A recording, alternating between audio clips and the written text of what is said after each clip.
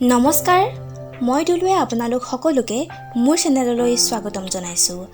আজিৰ ভিডিঅ'ত মই আপোনালোকলৈ লৈ আহিছোঁ এখন অসমীয়া উপন্যাস আৰু এই উপন্যাসখনৰ নাম হৈছে ডিব্ৰুগড় বিশ্ববিদ্যালয়ৰ নন্দিনী।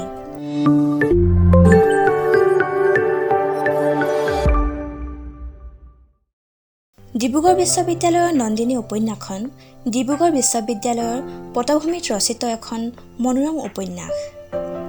কাহিনী কাল্পনিক হ'লেও তাত বাস্তৱিকতাৰ আচুৰ কিছু ক্ষেত্ৰত দেখিবলৈ পোৱা যায়।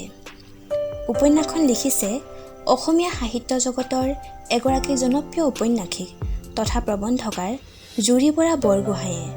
তেওঁ অসমীয়া সাহিত্য জগতৰ এক চিনাকি নাম। এই উপন্যাসখনত ডিব্ৰুগড় বিশ্ববিদ্যালয়ত পঢ়িব অহা এজনী ছোৱালীৰ হোষ্টেলীয়া জীৱনত পোৱা তিতা মিঠা কাহিনী বৰ্ণিত হৈছে। অজস্ৰ সৰু সৰু কাহিনীৰে গঠা এই উপন্যাসখন হেজাৰ চৰিত্ৰৰে ভৰপূৰ।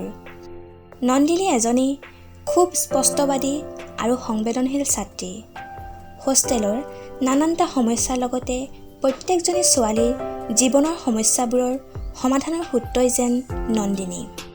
আনক প্ৰতি মুহূৰ্ততে সহায় কৰা ছোৱালীজনী নিজৰ বিপদৰ মুহূৰ্ততে সদায় অকলশৰীয়া হৈ পৰে।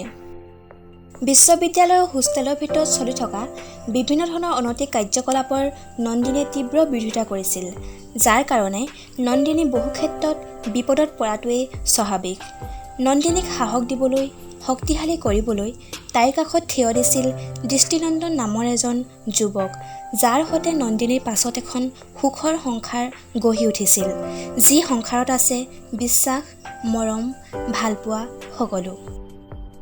উপন্যাসখনত নন্দিনীৰ বান্ধৱীসকলৰ চৰিত্ৰৰ মাধ্যমেৰে ফুটি উঠিছে ভিন্ন মনৰ, ভিন্ন মানসিকতাৰ মানুহৰ বিভিন্ন চাৰিত্ৰিক দিশবোৰ। ভাল আৰু বেয়াৰ সংমিশ্ৰণেৰে গঠিত আমাৰ সমাজ ব্যৱস্থাৰ এক সত্য স্বৰূপ। যদিহে আপুনি বিশ্ববিদ্যালয়ৰ মধুৰ দিনবোৰলৈ উভতি যাব বিচাৰে, যদিহে আপোনাৰ বিশ্ববিদ্যালয়লৈ যোৱাৰ সপোন আছে, তেন্তে প্ৰকৃততে এইখন কিতাপ নিশ্চয়কৈ আপোনাৰ বাবে।